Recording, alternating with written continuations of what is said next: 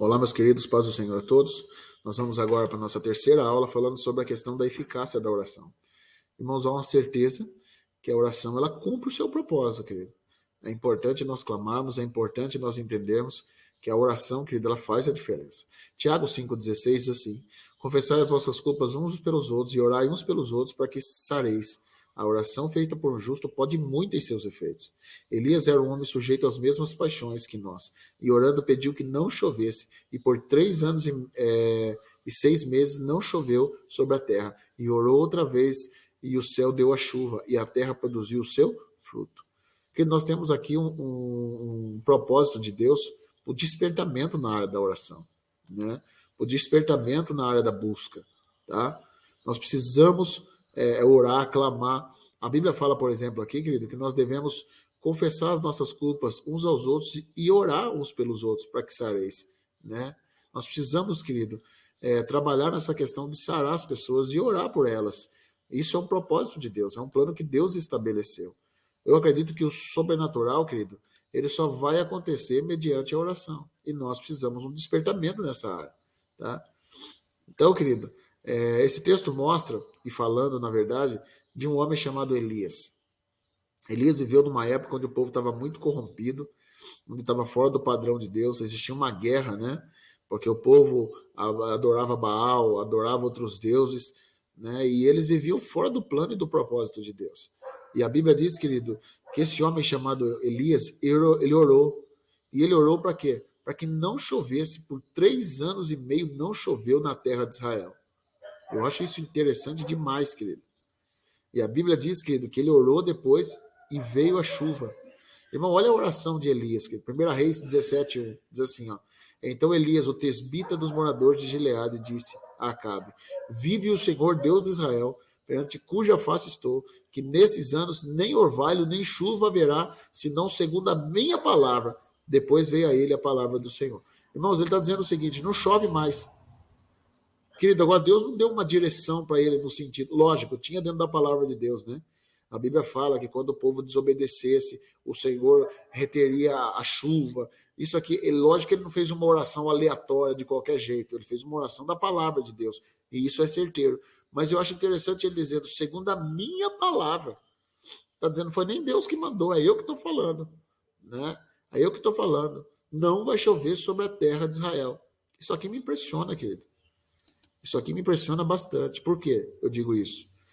Elias fez uma oração que, na verdade, ela não interferiu só na vida dele, mas em toda a nação de Israel.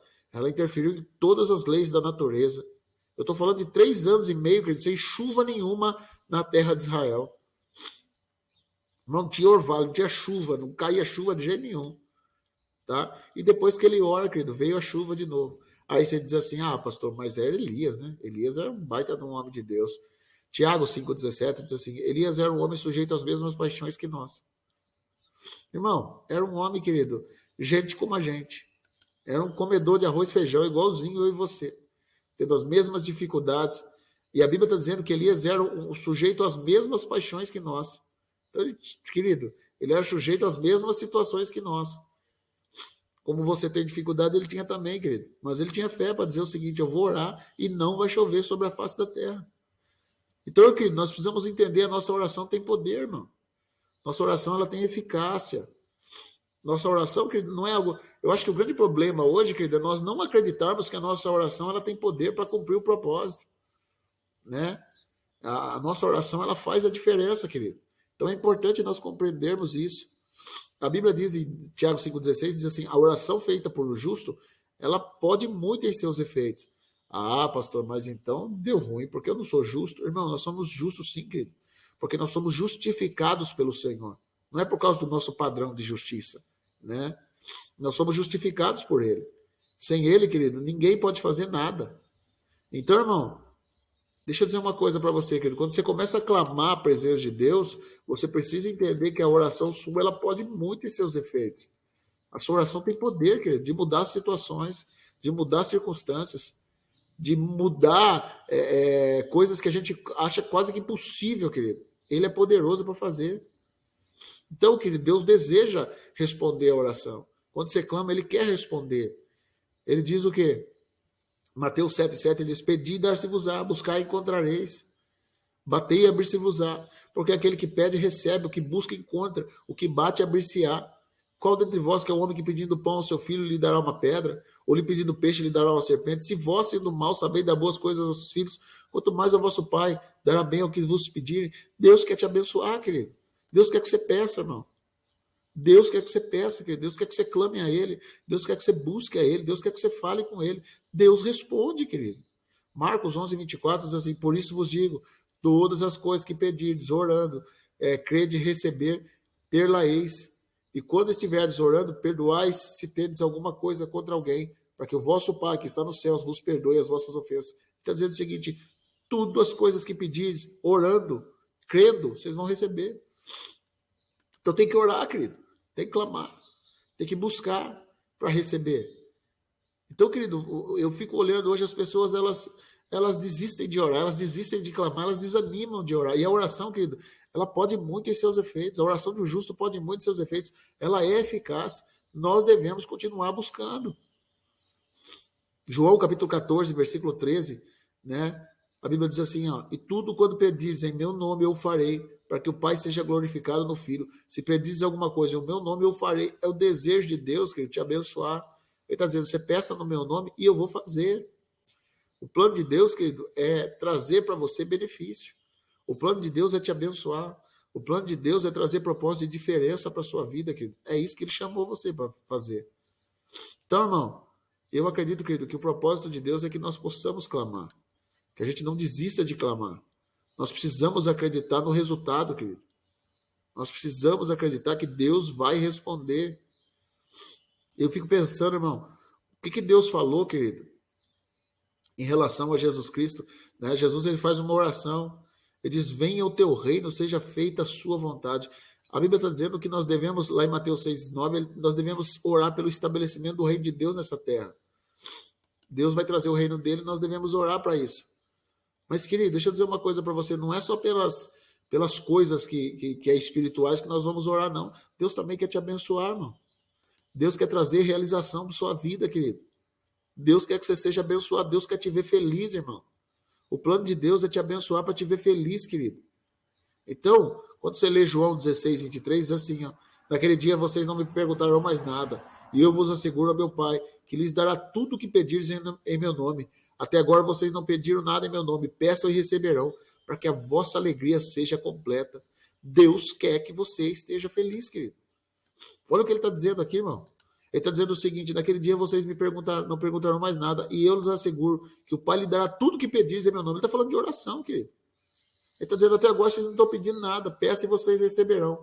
Mas para receber, ele está dizendo o seguinte: para que tenha um propósito, para que a sua alegria seja completa. Deus quer te ver feliz, crente. Deus quer te ver feliz, querido. Deus quer abençoar você. Quando eu digo que ele está dizendo o seguinte: ore para o estabelecimento, seja feita a sua vontade, assim na terra como no céu. Nós precisamos orar, sim, querido, por isso, pelo estabelecimento do reino de Deus aqui na terra. Mas não é só por isso, irmão.